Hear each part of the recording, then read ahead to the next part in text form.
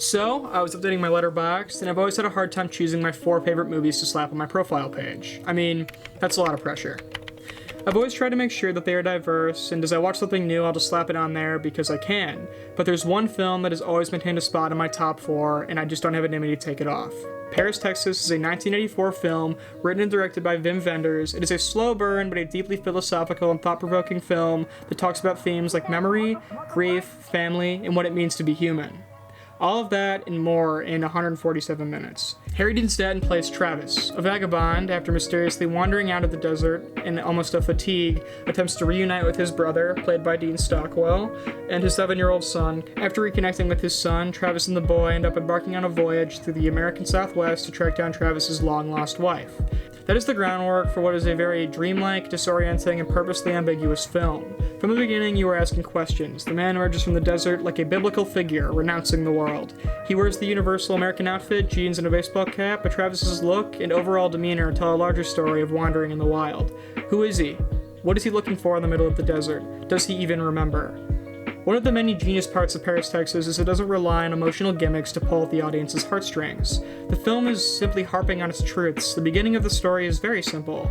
Travis goes to a gas station to ask for water, but he collapses and is cared for at a hospital. Travis's brother comes to grab him and Travis refuses to speak. Travis is not insane, not acting out of his own alienation. He's simply lost in grief, despairing at the way his marriage was once joyous for a brief time, and then destroyed by his undrinking and jealousy. He stays with his brother and wife for a while, and during this time, Travis has been gone. His brother has been taking care of his son. After Travis wins his son's trust back, he decides to go out and look for his long-lost wife with his son. Paris, Texas has been compared to The Searchers and Taxi Driver because of this part of the story.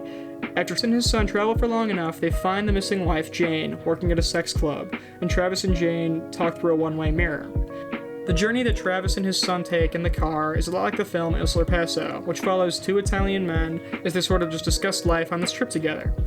Paris, Texas is as linear as the road. Travis is hauled back from despair and reunited with his brother's family and his biological son, Hunter. The more Travis is around family, the more he sees that Hunter belongs with his biological mother.